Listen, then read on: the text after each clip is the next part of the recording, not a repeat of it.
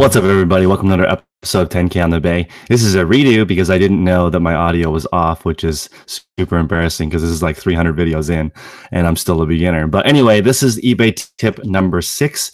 It's a shortcut, and the shortcut is to stop saving your way into failure, because I just see so many people that are only focused on saving money when your real problem, in my opinion, is that you do not have enough revenue. So hopefully you guys can hear me. Let me know in the chat if you can hear me this time. Hopefully that'll improve. But I want you guys to focus on generating income. Focus all of your energy and actions on generating income, not on saving money. So specifically, I'm going to give you guys 5 tips on how to increase your income. And the very first one is employees.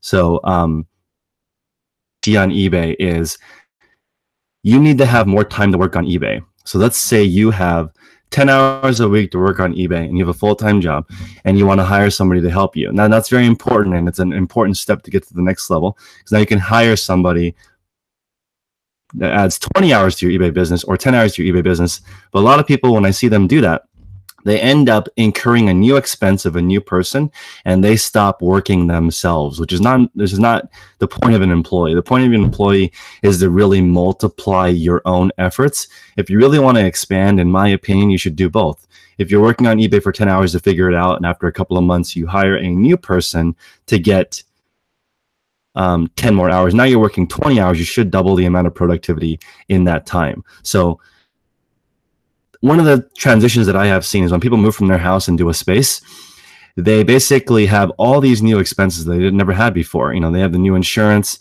they have a new storage space expense. The expenses go up, but the revenue stays the same. So, or it goes up only marginally. So it ends up being a stretch or break even, or in some cases, people actually make less money, even though they have more sales. So I want to make sure when you're focusing on your employees, make sure they add and they multiply your efforts. It's really okay. So I want to just touch on one thing really quick, which is people say that eBay is not easy, but I think that's true. It's not necessarily easy, but it is very straightforward. The amount of work that you put in equals how much money you make usually, right? So in order to get more money from your eBays, more income, you need to increase the amount of value and the work that you do per week. Right? So if you're putting in 30 hours in the effort, now you need to put in 60 hours of effort if you want to double your income in theory, right? So that's really key. Focus on hiring employees that are going to actually grow your business. That's super, super key. Now we're going into step number 2, which is you have to do volume and high ASP. You don't get to do just one or the other. I want to explain that there's a store that I follow that has 20,000 items at $250 each. So that's $5 million in listed stuff on eBay. So they have high ASP and they have high volume. So I don't buy it when people say you can only have one or the other. You can only have things that sell for super high dollar amount, or you can only do low volume, low profit. That's not true. You can do high volume, high profit. There are people that do it. I've seen tons of stores that do both. It just takes time. So what I recommend is it's easier for the people who do high volume to transition in the higher ASP, in my opinion, because you have all the skills required to sell a lot of stuff. You just need to start learning how to sell better stuff. And the people who sell great stuff just need the processes to get more things in. So I will give you guys one super hack.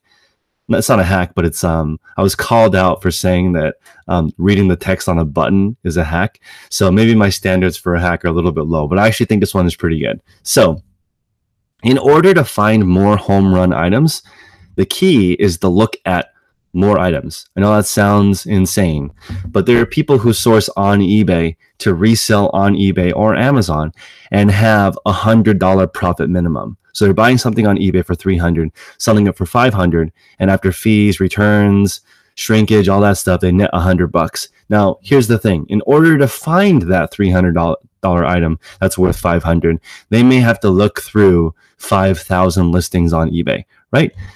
And even that being said, there are 800 million listings on eBay right now. So there's a lot of stuff on there for eBay to eBay arbitrage.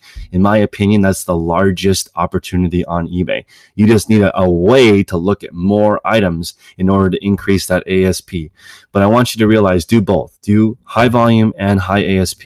That's really going to help you guys make more money, because You're doing the same amount of work, but making more money each week, but get used to it. I recommend you sell at least 100 items a week. So at least list 100 items a week. If you see your sales declining, don't stop listing. Keep going. Don't judge your business based on one day, based on a week, even based on a month, even based on a quarter, even based on 1 year. Spend time looking at trends, understanding your market. If you list consistently 100 good items properly, and you ask people to look at them, not just me, but your friend, other eBay sellers, ask them what's doing well. Ask your customers. What did you can email your customers through eBay as long as you're not soliciting their contact information. You can ask them, hey, is there anything else in my store that you're interested in? What do you think of my store? I'll give you a $5 discount for letting me know. You can ask your customer. That's actually the best person to ask. What caused you to buy this item? You are welcome to email your customers through the eBay system, or outside of the eBay system, they actually give you the customer's email. When I buy things off of eBay from large sellers like Blink, they actually market to me, or Adorama Camera. I just bought a light box from them, and they market the crap out of me. They've already sent me 5 emails saying, hey, are you interested in any other of our products? Don't buy it on eBay. Come to our website. That's technically not against eBay rules because they provide the email to you, right? The only thing that it's sort of against is I didn't really opt in to that email marketing campaign, right? I didn't say to Adorama, please spam my email with all these different marketing emails. But my point is, they are directly talking to their customers, which is increasing their revenue, which is the whole point of this conversation. Most people that contact me have less than $10,000 in bills. Okay, so you have less than $10,000 in bills. That means that your expenses are 120 grand. And if you were to save 100% of your money, you would only save 120 grand. But there's actually no limit to the other side of the equation, which is how much money you can make. There are dozens and dozens of examples on eBay of people making $1 million a month, right? So you can do it. You just need to scale the amount of work that you do up so you can make more and more money doing the same amount of work. So that's the whole purpose of that. So let's go to the next one, which is, what are you hiring people for? I think you should hire people for 2 reasons: to increase your skills and to help you with income generating activities, right? So for example, if you were to hire me, basically my job would be to help you make more money. Either 2 things: list more of the same types of items or list better items. That's it. That'd be the whole purpose that you hire me. Hiring me for any other reason would be a waste of money for eBay specifically. That's what I'm trying to do for people. That's the whole purpose of my channel, to help you build your ideal eBay business. So when you're hiring a personal trainer, right, the purpose should be to help you get more energy so you can work on your eBay business more if you're working on it that way. The purpose of hiring a nutritionist would be so that you have more energy throughout the day. Everything should be designed so you can do more work, because work equals money. Work equals value generally, which equals money. Okay.